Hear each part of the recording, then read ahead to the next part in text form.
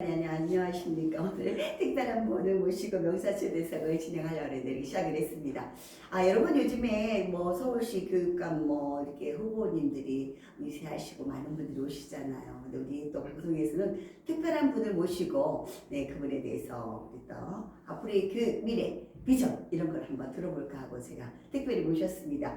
윤효상 교수님이신데요. 이분은 많은 일을 그동안 하셨어요. 제가 하나하나 풀어가 보겠지만서도 전에 서울대 교육행정지도자 가정 회장이기도 하셨지만 우선 서울교육지원청의 교육지원국장으로 하셨군요. 서울시 교육청의 장학관도 하셨고, 근데 제가 이렇게 설명하는 것보다 우리 함께 대화 나누면서 풀어가 보도록 합니다. 윤효상 교수님 안녕하세요. 네, 안녕하세요. 안녕하세요. 네, 제 방송국에 함께 해주셔서 고맙습니다. 네, 고맙습니다. 많은 분들이 요즘에 서울시 교육감뿐만 아니라 지방에서도 교육감 후보들 많은 분들 관심이 갖고 계시는데 제가 특별히 교수님을 모신 이유가 있어요. 어떤? 네. 왜냐하면 사실은 다른 분들도 그렇게 말씀을 하시겠지만서도 교육자들이 일부러만 이런 쪽으로만 아시는 분들, 공무원들도 그렇고 누구나. 그런데 우리 후보님께서는 보니까 몸소 실천을 하시고 좀 남다른 행보를 하셨던 것 같아요. 예를 하나 우선 들어볼게요. 전에 우리 학교에서 교장 선생님으로 계실 때 한 730여 명의 학생이 있는데 그 학생의 이름을 다 외우셨더라고요. 아니 저는 친구들 아니면은 얼마 전에 만났던 분들도 외우지 못하는데 730여 명? 100명도 아니고 700여 명? 네. 그 많은 학생들을 다 외웠다? 그런데 그 아이들한테 관심이 없고 사랑이 없으면 그거 못하거든요. 근데 그 가능한 일일까? 그래서 정말 궁금해서 그것이 알고 싶다 해가지고 모셨습니다. 사실 그 부분 더 말씀해 주세요. 네, 고맙습니다. 지금 이제 우리 교수님께서 말씀하신 것처럼 학생들 730명을 외우는 문제는 사실은 알고 보면 어렵지가 않습니다. 그래요. 제가 2011년도 9월 달에 강남중학교, 동작구에 있는 강남중학교 교장으로 갔을 때 학생들이 730명이었는데 중학교 학생들? 네, 이 학생들하고 굉장히 친하게 지내고 싶었어요. 네. 근데 담임이 아니니까 아이들을 제대로 이렇게 만날 기회가 없었습니다. 그래서 어떻게 하면 이 아이들과 친하게 지내고 이 아이들이 소중한 학창 시절을 보낼 수 있을까?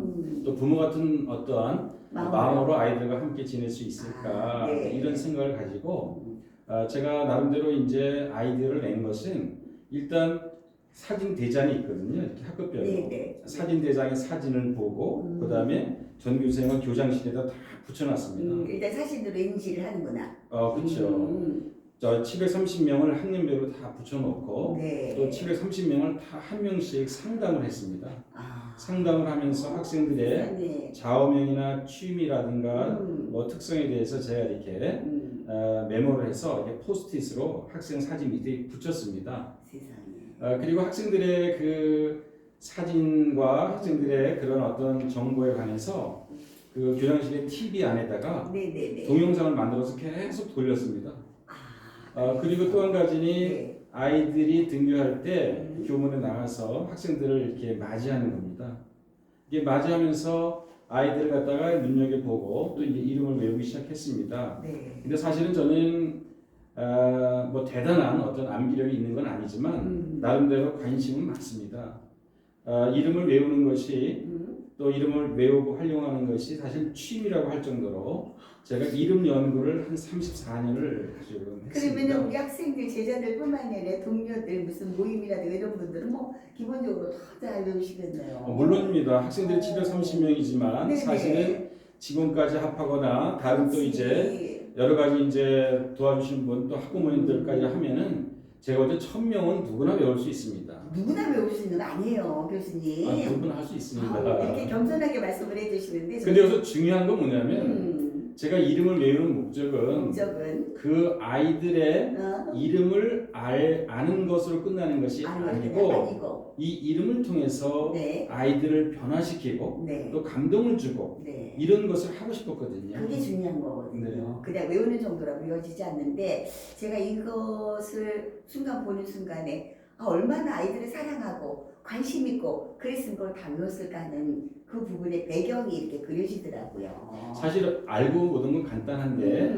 왜냐면 그 한 반이 보통 한 30명이라고 한다면 이 30명이 담임 선생님이 한 반이지만 네. 교장 선생님에게 있어서는 전교생이 한 반인 겁니다. 네, 맞습니다. 그런 개념으로 보면 아주 심플하죠. 그런데 또 하나 중요한 거는 우리는 얼굴을 보고 누구구나 이 교수님이구나 아는데 어떻게 지금 교수님하고 말씀 나누다 보니까 뒷모습을 보고도 그 아이 이름을 알고 있다고 그러셨어. 저는 뭐냐면 사실은 이 사람을 인지한다고 하는 것은 네. 뭐 이름뿐만 아니라 그 사람의 특성이라고 하는 것이 있는데 특성이라고 하는 것은 뭐 비슷한 점도 있지만 차이점이라는 게 있지 않습니까? 네.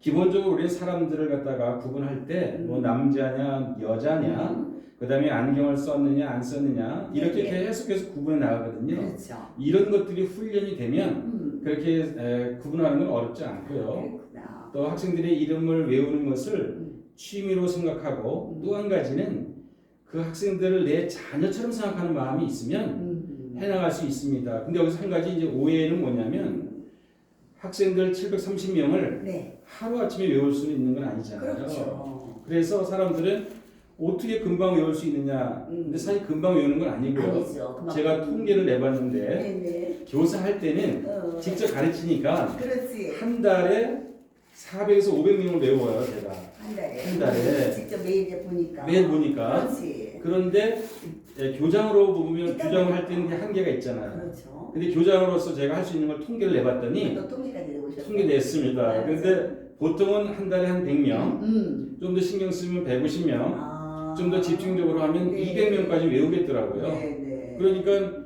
730명이라면 뭐 6개월 안에 다 외울 수 있는 거죠.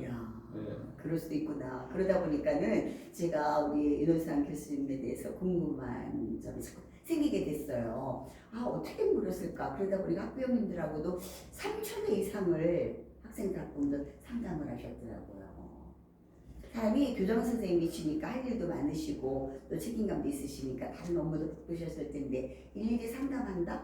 그거 쉽지 않고 그래서 3,000회 이상이라는 거는 굉장한 횟수가 되는데 제가 이제 교직 경력이 이제 36년간 정도 되지 않습니까? 그래서 계산을 해보면 1년에 100번이라 하더라도 3,600번이 되는데 사실은 1년에 100번 이상 합니다. 그런데 보통 이제 대략 잡아서 한 3,000번 이상 상담을 했는데 그건 뭐냐면 사실 아까 말씀드린 것처럼 모든 것은 기본적으로 이 교육자라고 하는 것은 부모 같은 마음을 가져야 되거든요. 맞아요. 그게 설명감인데 학생들과 함께 하려는 마음이 있으면 그들의 이야기를 경청하고 또 고민을 같이 들어주고 같이 해결하려고 하는 이런 과정이 있게 되잖아요. 그런데 우리가 생각할 때 선생님들이라면 그런 마인드가 있어야 되잖아. 근데 다 그런 건 아니잖아요. 제가 몇 주 전에 이 자리에서 교장 선생님을 얼마 전에 이제 퇴직하신 교장 선생님하고 농사촌에서 모시게 됐어요. 네. 근데 이제 그 선생님 말씀이 이렇게 직관적으로 여쭤보니까 맞대요. 시간 딱 되면 퇴근하는 선생님이 있고 나는 이거 업무 적으로 끝났다. 그런데 늦게까지도 아이들 위해서 연구하고 시간 개념 없이 하는 정말 좋아서 사명 가지고 하는 사람과 의무감 가지고 하는 사람이 나눠진다 그러더라고. 분명히 지금 교장 선생님 시절에 아이들을 사랑해서 상담도 하고 외웠던 거는 그만큼 아이들을 많이 사랑하고 그런 소명감이 있었기 때문에 있지 않을까 싶어서 그 부분을 높이 평가해드리고 싶은 거지 고맙습니다. 그걸 가지고 시간적으로 오래 하고 싶은 건 아니었습니다. 그런데 프로필 중에 중요한 게 있네요.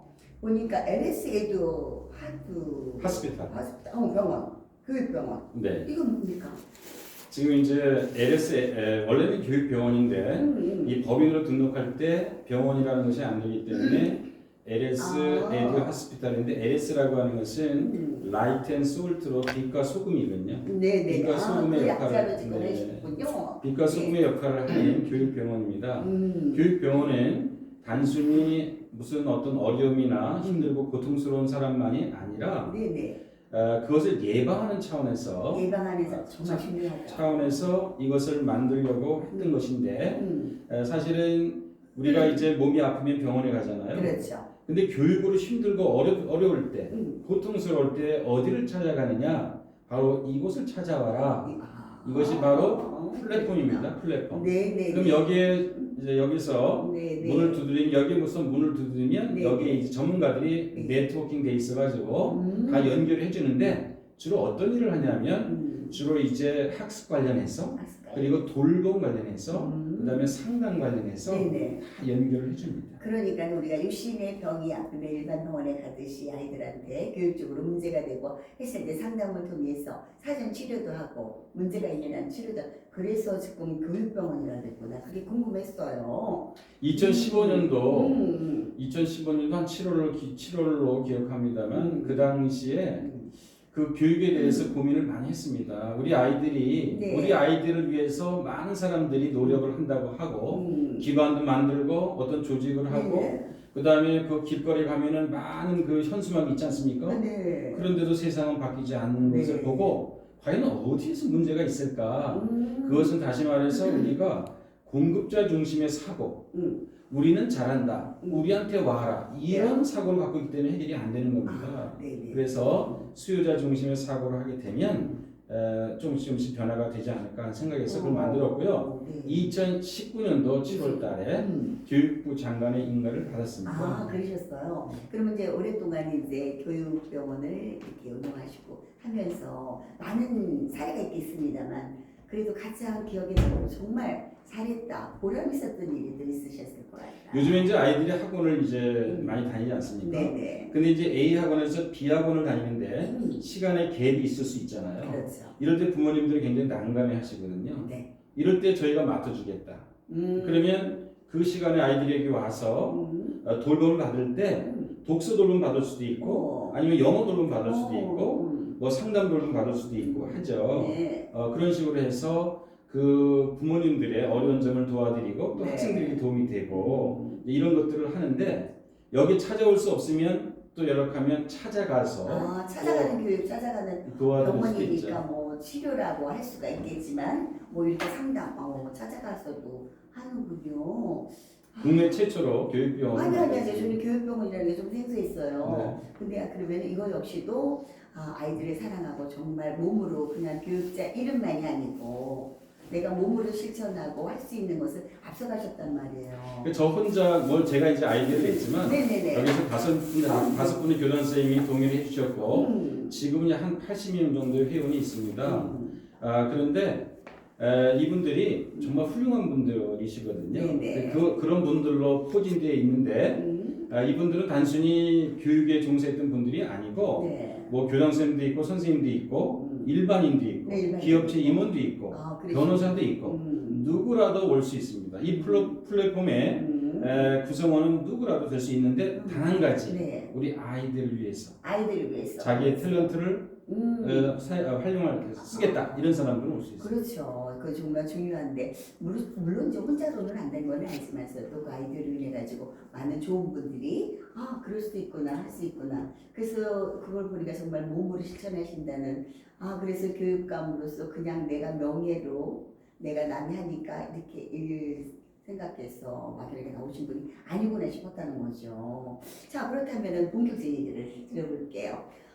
지금 교육병원에 대해서도 이야기를 들어봤고 아이들 외우는 거 이름 외우는 것도 배경을 알아보니까 일찍부터가 우리나라의 교육 제도가 뭔가 문제가 있구나. 나라도 정말 나서서 이걸 좀 수정해봐야 되겠다 이런 마음으로 나오셨잖아요.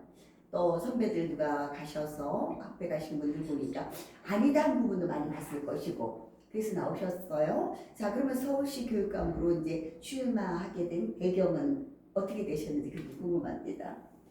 저는 작년 8월 달에 네. 교직에서 이제 정년을 했는데 정년하기까지는 이제 이런 활동하기가 어렵지 않습니까? 그렇죠. 근데 그동안에 지켜보면 그동안에 학교 현장과 교육 행정기관에서 많은 경험을 통해서 볼 때 지금 많은 분들이 서울 교육이 무너졌다 이런 얘기를 많이 합니다. 맞습니다. 그러면 무너졌으면 이거를 바로 세워야 되는데 바로 세울 수가 없는 상황이라는 거예요. 사람은 누구나 실수나 실패할 수 있지만 여기서 다시 일어날 수가 있으면 되는 거거든요. 근데 그러지 못하고 있는 이 현실이 제가 직접 목격을 하다 보니까 너무 이건 안타깝다. 누군가는 나서야 된다. 정말 이걸 제대로 알려야 된다. 이런 어떤 사명감을 갖고 나왔습니다. 내가 교육감이 안 되면 안 된다.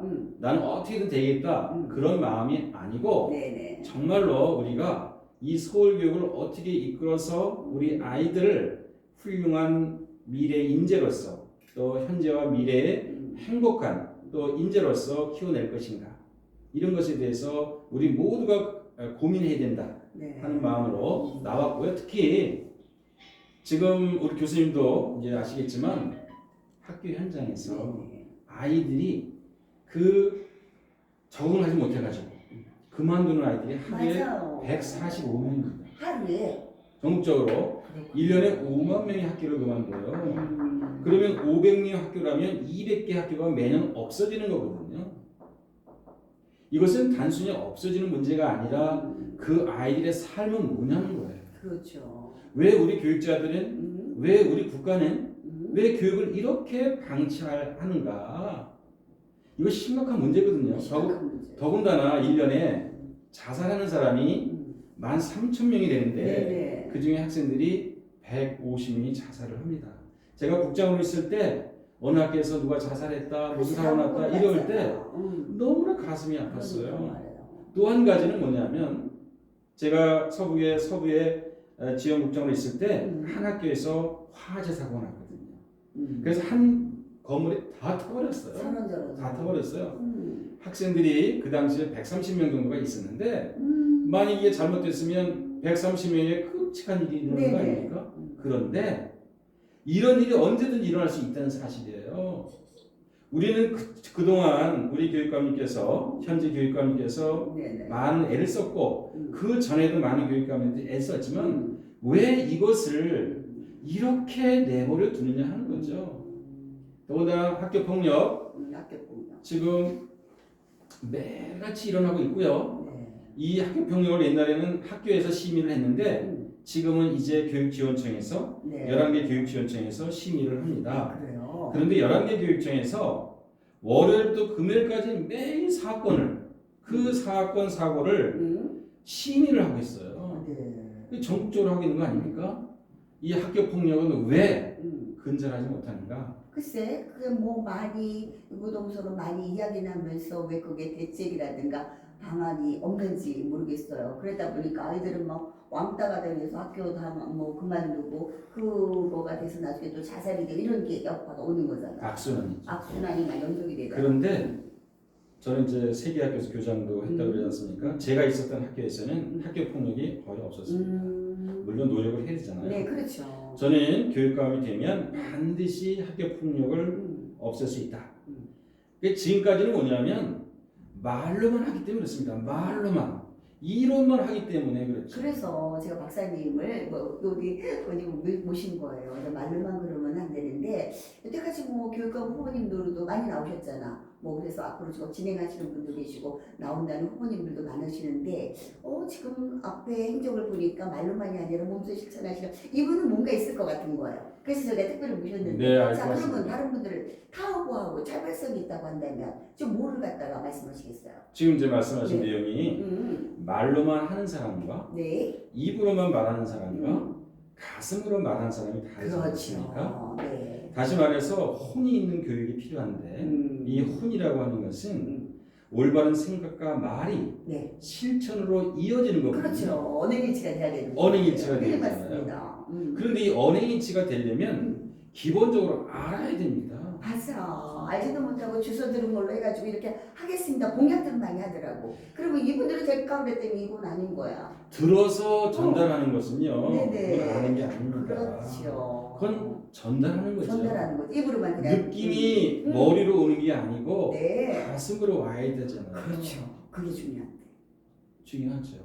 근데 왜 세상은 왜 이렇게 입으로 말하는 사람들이 더 높이 평가받고 많은 표를 받고 이럴까? 재미있는 말이잖아요.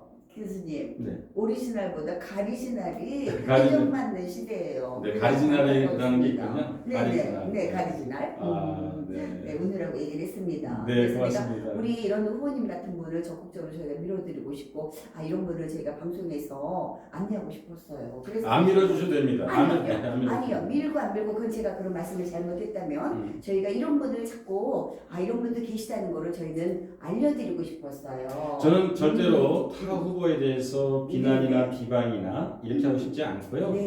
저는 제가 볼 때 지금까지 36년간 학교와 교육 행정기관에 있으면서 느꼈던 것은 서울교육이 잘 되려면 서울교육은 사실 대한민국 교육이고 이 대한민국 교육은 나라를 살리는 일입니다. 그렇죠. 아이들을 살리고 나라를 살리는 일입니다. 맞습니다. 또 전 세계를 살릴 수도 있는 거 아닙니까? 그렇죠. 우리가 지금 이렇게 싸움이나 하고 말이죠. 남을 비방하고 있을 때가 아니고 정말 모두가 힘을 합해서 해야 되는데 차별점이라고 한다면 저는 학교 현장을 너무나 잘한다는 거예요. 맞아요. 교육행정기관 다시 말해 교육청에 근무해봤다는 거예요. 그러면 학교를 잘 알고 교육청을 잘하는 사람이 누구나 할 수 있는 거냐? 뭐 그렇지도 않겠죠. 바로 혼이 있는 다시 말해서 아이들을 사람으로 보는 사람으로 키우겠다고 하는 그런 마인드가 있어야 된다. 교육자의 마인드가 있어야 된다. 이런 생각이 듭니다. 교수님이 말씀을 못 하실 것 같아서 제가 조사의 예물을 제 입으로 얘기를 하겠습니다. 국장님으로 계실 때 천역에 학교가 있었잖아요. 근데 그걸 걸어서 다 방문하면서 그거는 또 못 내리래. 서울 시내에 1320개 학교가 있고 유초 중고까지 합하면은 유치원까지 합하면 2153개가 있어요. 근데 제가 맡고 있는 학교 그 관내 세 개 구청에 세 개 구의 관내 학교에 약 250개 정도 학교가 있었는데 202개를 제가 직접 걸어서 남들이 또 이게 안 보게. 왜냐면 국장이 말이죠. 학교에 가면요 신경 쓰이거든요. 모자를 눌러 쓰고 아내와 사출도다. 또 근데 코로나 시기입니다. 마스크 쓰고 안 보이게 하면서 그냥 지나가는 행인으로 다녔습니다. 퇴근 후에 토요일 날, 일요일 날 다니면서 학교 보통 보면 그 전에는 국장이면 학교 안에 자가용을 타고 학교 안에 들어가서 학교 안에만 보잖아요. 대접은 뭐 그런 건 없습니다. 아니야. 국장님 오시고 그래도 왜냐면 그렇게 또 그분들이 어머 오셨네 그거 잘 보이려고 그럴 거 아니야. 아니면 요즘에 그런 거 없고요. 물 한 잔만 마십니다. 그런데 코로나 시기에 학교 현장을 방문하기가 어려운 상황에서 내가 이 국장으로서 어떤 역할을 하면 학교에 도움을 줄 수 있을까? 이걸 또 고민했을 때 그런 아이디어가 나온 거예요. 그래서 돌았습니다. 계속 돌았어요. 그런데 한 300km 걸은 것 같아요. 물론 다리도 다쳐서 지금도 좀 영향이 있습니다만 1,500장의 사진을 찍었어요. 찍어가지고 이걸 다 분류를 했습니다. 그런데 제일 문제 중에 하나는 뭐냐면 통학로. 아이들의 통학로가 너무너무 위험하고 그 다음에 불결하다. 이게 왜 이렇게 방치가 되는가? 이게 문제입니다. 우리가 아이들을 위해서 교육한다고 하지만 학교 안에만의 문제가 아니거든요. 그렇죠. 아이들은 거기서 공부할 때뿐이지만 나와서 집에까지 가고 하는 부분을 학생들의 24시간의 생활을 다 알고 있어야 돼요. 그것이 교육청이 할 일이죠. 그것이 교육 정책에 반영이 돼야 되지 않습니까? 그래서 우리 서울 시민 여러분들이 물론 이건 선거는 이제 서울시 17개 시도가 따로 하고 있습니다만 우리 유권자들 서울 시민 여러분들이 관심을 가져주셔야 됩니다. 저는 그래서 주장하는 게 지난번 기자회견에서 말씀드렸지만 단일화를 하는 것 이전에 서울 교육에 대한 현실, 현 주소를 잘 알아야지만 판단하게 되는 겁니다. 맞습니다. 저희 방송이 양방향 소통되는 방송인 거 교수님 아시잖아요. 네, 알았습니다. 오늘따라 굉장히 많은 분이 들어오셨어요. 여러분 시청자 여러분 죄송합니다. 너무 진지한 대화를 하고 제가 진지한 걸 질문하고 답변하시다 보니까 여러분들이 일일이 보내주신 댓글을 제가 못 읽어드립니다. 못 읽어드렸어요. 지금 보이는 거. 아이고 아멘 송성모님이 또 고맙습니다. 고맙습니다. 함께 해주셔서 고맙습니다. 이태경님 미국 사람님께서 또 좋아요 불러주시고 홍콩 여자님께서 오케이 잘해 또 이게 뭐 전 세계적으로 이렇게 나가요? 전 세계로 나갑니다. 그러다 보니 이게 소통하는 방송에서 때로는 영상으로도 제가 생방송하고 있는데 영상으로도 막 들어오는 경우도 있어요. 그래서 이거 생방송으로 이제 제가 지금 자꾸 질문을 드리고 제가 교수님을 자랑하고 싶다 하는 이유가 이런 분들이 정말 교육감이 되시고 해야 된다 싶어서 저도 교육자다 보니까 아무래도 신경이 쓰입니다. 근데 좀 전에 교수님 말씀하셨잖아요. 네. 오리지널은 그렇게 크게 평가 못 받는다고. 네네, 아니죠. 사실 그래요. 그래서 저희가 같이 공감하고 아시는 분들은 자꾸 알려드리고 떠들어서라도 이렇게 하고 싶은 마음이 생기기 때문에 제가 야 이런 기업분을 모셔야지 그래서 사실은 모시게 된 겁니다. 네, 그래서 고맙습니다. 오늘 이렇게 있는 그대로 다는 쏟아놓지 못하더라도 네네. 네, 이렇게 말씀해 주셔서 감사하고요. 교육감으로서 서울 교육의 이제 비전이라 그럴까? 버전 어떻게 말씀해 주실까요? 비전이라고 하는 것은 네. 우리가 바라보는 미래의 모습 아니겠습니까? 네네. 이제 교육감이 되면 2022년도 교육감이 되면 앞으로 4년 후의 모습, 네네. 과연 어떤 모습으로 바뀔 것인가? 이거 이제 청사진을 그려야 되잖아요. 그렇죠. 이 서울 교육이 여러 가지 면에서 굉장히 이제 그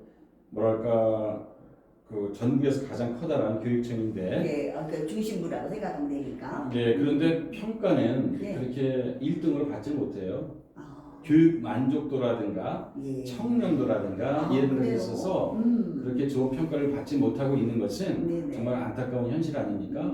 저는 교육지원청에 있을 때 청렴도가 99.33이었습니다. 뭐 이건 뭐 잘난 체하려고 하는 게 아니라 아닙니다. 그거 말씀해 주셔야 돼요. 잘난 체하려는 게 아니고 우리가 이 청렴이라는 건 매우 중요하지 않습니까? 네네. 항상 공정하고 공평하고 그렇죠. 투명해야 된다는 걸 말씀을 드리고요. 그래서 그런 쪽으로 역할을 이제 해 나가야 되겠죠.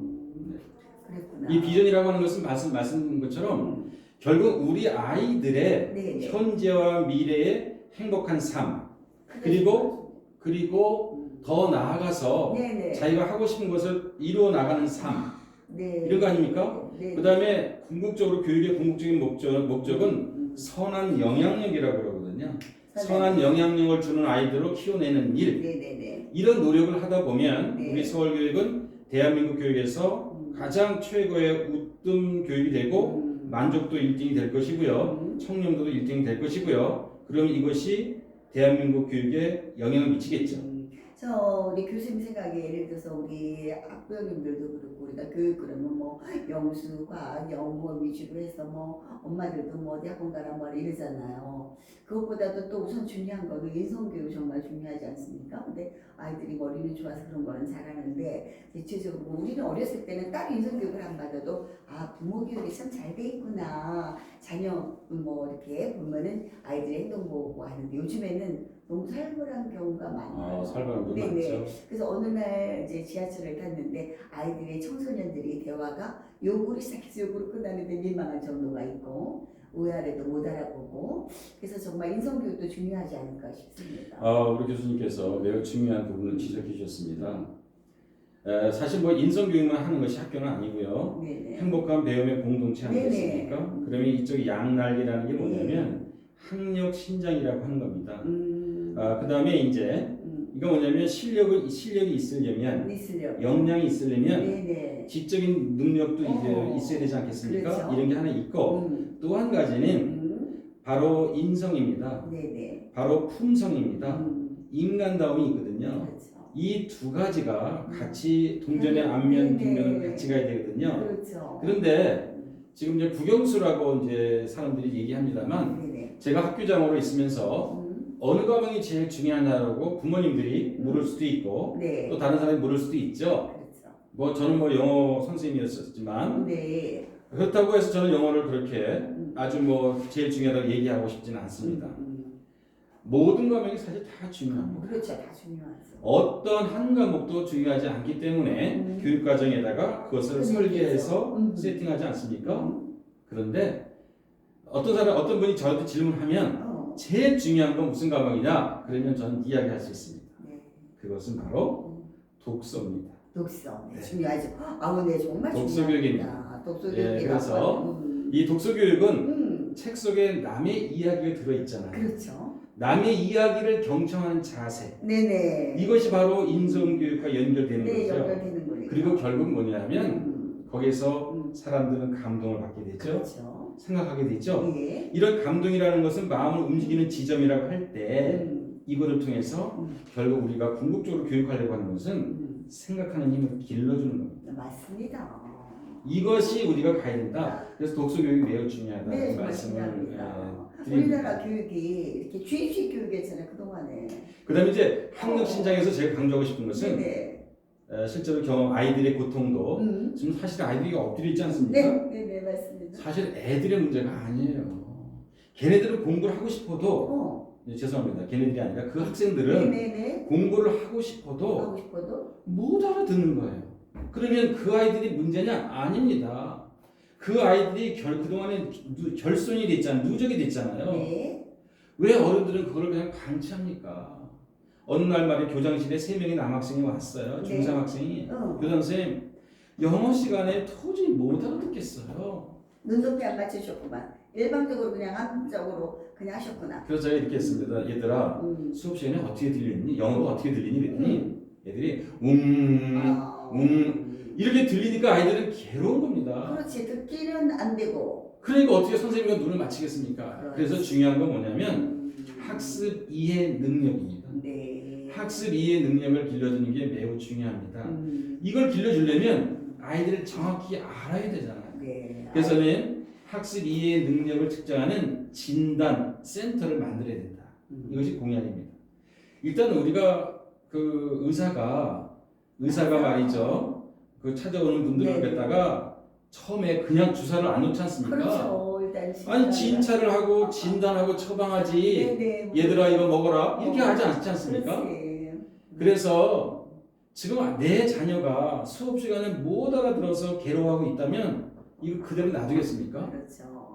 그 또 한 가지 인성교육도 마찬가지입니다. 저는 인성교육에 대해서 많은 분들이 말하지만 구체적으로 이거 한 가지만 하면 저는 인성교육이 된다고 생각하는 게 하나 있는데 그러세요. 그것은 뭐냐면 준법 교육입니다. 준법 교육. 다시 말해서 이 공동체이기 때문에 공동체가 정한 룰 있지 않습니까? 이 룰을 지켜가는 게 중요한데 사람들은 안 지키는 걸 내버려 두거든요. 그러면 못 지킬 것은 고치라는 거예요. 그 고칠 수 있는, 그러니까 지킬 수 있는 것을 만들고 그것을 지키는 것. 이런 것들이 사실 인성교육이 중요한 것이고 또 한 가지는 지금 말이죠. 인성교육, 지능실천법도 있지만은 모든 게 형식적이에요. 인성이 말이죠. 그 말씀. 유인물 나눠줘가지고 읽어주는 게 인성이 됩니까? 너무너무 속이 시원한 거야. 누구나 떠들면서 인성교육을 한대요. 그래서 저희도 이제 교육자다 보니까 보잖아요. 아니 인성교육은 단어는 인성교육인데 이거 주의식 교육이고 형식적이고 테스트 해가지고 그 사람의 뭐 이거를 검사해가지고 그럼 거기에 맞춰서 눈높이에 맞춰서 교육을 해주는 이게 아니란 말이야. 그러니까 모든 게 지금 형식적으로 처음부터가 뭐 잘못된 거 아닌가 싶어. 인성교육의 핵심은 아시겠지만 결국 가슴을 울리는 게 있어야 맞습니다. 울림이 있어야 돼. 울림. 이 감동이 있어야 돼. 하려고 그래도 내 스스로가 돼야 되잖아. 이 마음에 울림이 있고 감동이 있어야지만 그것이 자기를 변화시키는 거 아닙니까? 그렇죠. 그냥 종이 한 장 나눠주고 읽어주고 동영상 틀어주고 이거 아니야. 그래서 어떻게 돼 있습니까? 이거 아니야. 아까 지금 교수님 말씀하신 중에서 독서 말씀하셨는데 사실은 모든 부분이 학습 모든 게 영양소이기 때문에 어느 한 것만 하면 편식이 되잖아요. 그러니까 정말 중요해. 그거를 정말 기준을 잡아서 가는 게. 근데 독서 속에서는 많은 거에서 내가 찾기도 하고 또 뭐 거기에 롤 모델을 찾아서 내가 또 배우기도 하고 뭐 너무 좋거든요. 근데 이제 이렇게 확장을 해야 되는데 우선 이거는 교과목에 아니니까 우선 눈에 보이는 거 영수, 뭐 영어, 이게 점수로 들어가니까 그쪽으로 치우칠 수밖에 없고 또 안타까운 거는 아이들에게 눈높이를 맞춰서 어떤 선생님이 여자 선생님인데 어디 중학교로 발령을 났는데 너무너무 인기인 거예요. 그제 이제 상담을 하다가 이야기를 하다가 왜 그래 어떻게 인기가 되느냐 물어봤을 거 아니야. 그랬더니 자기는 가서 아이들이 좋아하는 연예인들, 아이들이 좋아하는 뭐 가요가 뭔지, 댄스가 뭘 좋아하는지 자기가 먼저 터득을 한대요.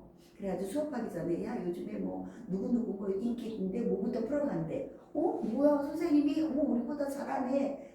공감이 되니까 통하니까 그걸 일부 풀어가면서 그게 이제 도입과정으로 했던 것 같아. 이 친구로 도입과정으로 연예인이 어떻고 야 연예인 그랬는데 말이야 내가 보니까 그랬지 자기가 먼저 떠들고 그러다 보니까 애들이 막 공감하면서 얘기하다가 핵심적인 거는 이제 중요한 건 한 30분 정도만 하는데도 완전 맥히 들어가더라고요. 선생님이 우리하고 대화가 통하는구나. 그러니까 이 선생님한테 잘 보려고 그 수업을 열심히 듣더라고요. 그래서 선생님 너무 대단하다. 대단한 것보다도 칭찬을 해주면서 어린 선생님이었는데 그런 얘기를 했었는데 정말 아이들의 눈높이에 맞춰준다면 그 수업 시간이 너무 재밌을 텐데. 그렇죠. 어머, 안 그러니까는 아이들은 고육이야. 그래서 유치원 아이들도 어려서부터 뭐 영어, 어려서부터 뭐 이런 거 소아 탈모 지금 생기는 것도 아시잖아요. 너무 안타까워요. 얘네들이 정말 행복이 뭔지 어른 기준에 맞춰서 어른한테 맞춰서 자기 행복을 찾는 건지 아이들 행복을 찾아주는 게 아니잖아. 정말 꼭 계셔가지고 이거를 우리 아이들이 공부하면서도 행복을 찾고 행복하면서 공부할 수 있고 우리가 할 수 있는 그 세상을 만들어주셨으면 좋겠어요. 맞습니다. 저기 사람들이 그럽니다. 저한테 교수님 지금까지 살면서 교육에서 제일 중요한 게 뭐냐 이렇게 얘기를 많이 이제 질문을 하시는데 이걸 한 가지 말씀드리면 저는 눈치라고 생각해요. 눈치. 이 눈치는 뭐냐면 눈가의 기운이라고 그래요. 눈가의 기운이라고. 근데 이 눈치를 아이들이 눈치를 봐요. 선생님의 눈치를 보잖아요. 이게 아니고 선생님들이 아이들의 눈치를 봐야 돼요. 아이들이 눈가의 기운을 읽어내야 되거든요. 그렇죠. 이 아이들이 지금 무엇을 필요로 하고 무엇이 힘든가. 좀 전에 그 선생님의 사례처럼 아이들과 마음이 만나는 지점을 찾아야 되거든요. 그러려면 아이들의 눈치를 봐야 돼요. 제가 교원 앞에서 7년 6개월 동안 서 있었습니다. 그러면서 아이들 들어올 때 다 만나면서 애들의 눈치를 보는 거예요. 그럼 새로운 단어 알았어. 눈치는 그냥 센스로만 생각해. 눈의 기운이구나. 그렇죠. 나 몰랐네. 이걸 강조하면 콧가의 기운에서 코의 기운에서 코치라고 하죠. 코치. 눈치 코치. 눈치 코치. 네. 기하고 배웠습니다. 눈치 코치. 정말로 이거는 학생들, 선생님들뿐만이 아니라 우리 사회생활 하는 것도 마찬가지입니다. 상대를 먼저 읽어주고 공감해주고 그랬을 때 마음이 또 가는 거잖아요. 그죠? 그런데 그렇지 않고 내 방식대로 내 기준대로 얘기하다 보면은 거기서부터 이제 뭔가 관계성이 무너지고 깨진단 말이야. 그 얘기가 아닌데 어찌됐든 간에 눈치껏 좋은 단어 배웠습니다. 자, 그렇다면 핵심 공약. 지금 이제 시간이 됩니까? 네, 해보세요. 네. 핵심 공약이 중요할 것 같아요. 좀 전에 말씀드린 것처럼 교육이라고 하는 것은 보이지 않는 것에 관심을 갖는 거예요. 다시 말해서 눈에 보이지 않는 학생들의 영혼에 감동을 주는 일이거든요. 그런 것만 생각하면 모든 게 해결이 됩니다. 지금 그래서 뭐냐면 말로만 하는 교육이 아니라 혼이 있는 교육, 올바른 생각과 말이 행동으로 이어지는 교육이 돼야 되는데 이거를 하기 위해서 저는 몇 가지 말씀을 드리는데 첫 번째는 이 서울교육의 핵심은 우리 지금 한강물의 그 원류가 태백에 있는 황진가 거기 있지 않습니까? 태백에 있지 않습니까? 그런 것처럼 이 서울교육의 핵심은 서울시 교육청입니다.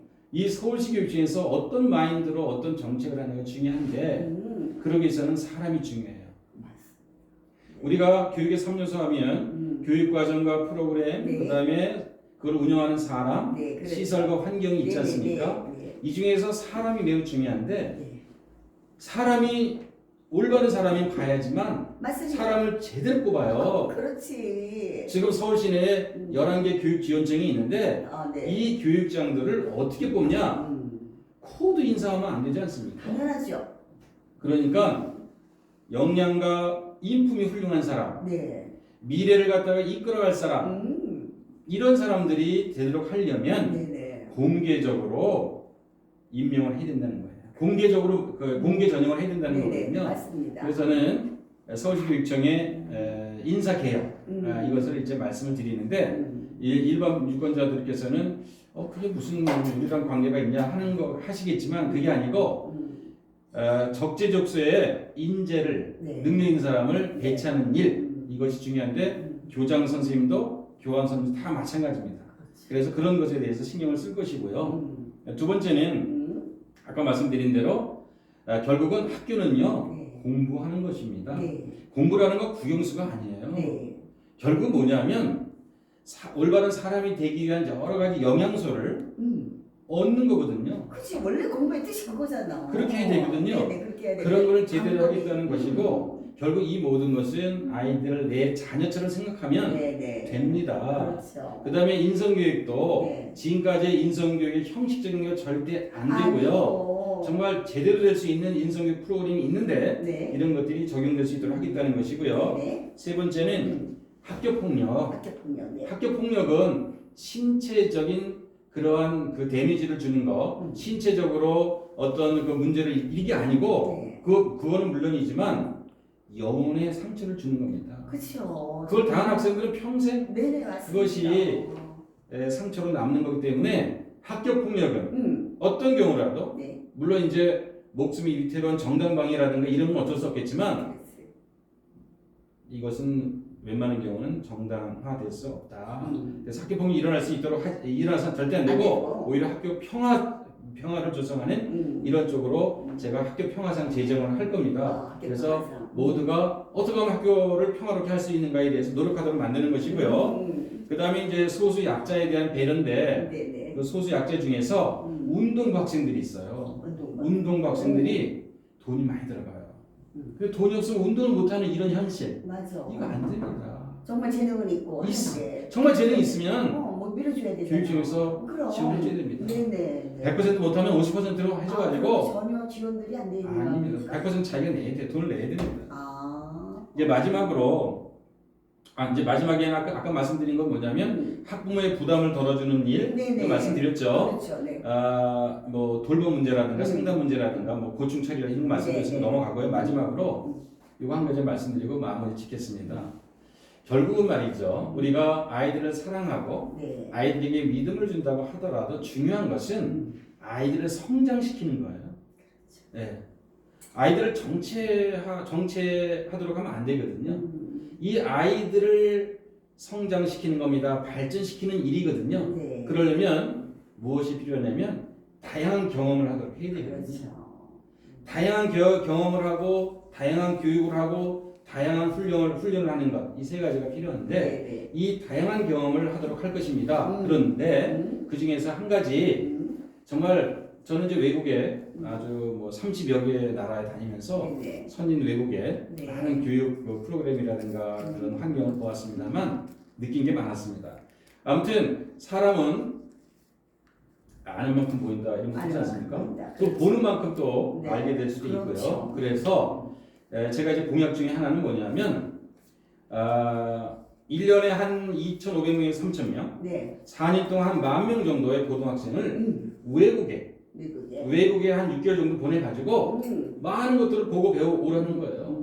결국 그것은 투자입니다. 그렇죠. 투자죠. 우리 인재를 키워내는 것이고. 그 아이들이 돌아왔을 때 국가를 위해서 그럼요. 정말 국민들을 위해서 무언가 해낼 것입니다. 그래서 그런 것들을 그러니까 미래 글로벌 교육에 대해서 강조하고요. 한마디로 글로벌은 여러 가지 뜻이 있습니다만 뭐 세계적인 국제적인 뜻도 있지만 제가 생각하는 글로벌의 가치는 동행입니다. 동행. 지구촌 가정 그 하나가 되는 동행. 여기에서 우리 아이들을 교육을 시키고 그런 기회를 제공해주고 정말 아이들을 살리고 나라를 살려봅시다. 네, 고맙습니다. 핵심 공약 이렇게 자세히 풀어서 말씀해 주셨는데 정말 우리 학부모 입장에서는요 이렇게 실천할 수 있고 마음으로 정말 물어나와서 이렇게 몸으로 실천할 수 있는 보호자님이 돼서 정말 우리 교육 세계가 뭔가 변화가 돼서 많은 바람이기 때문에 제가 오늘 모셨습니다. 시간이 좀 짧지만 그래도 마지막으로 그럼 유권자들에게 당부하고 싶은 말이 있으실 거예요. 그 말씀하면서 마무리하도록 하겠습니다.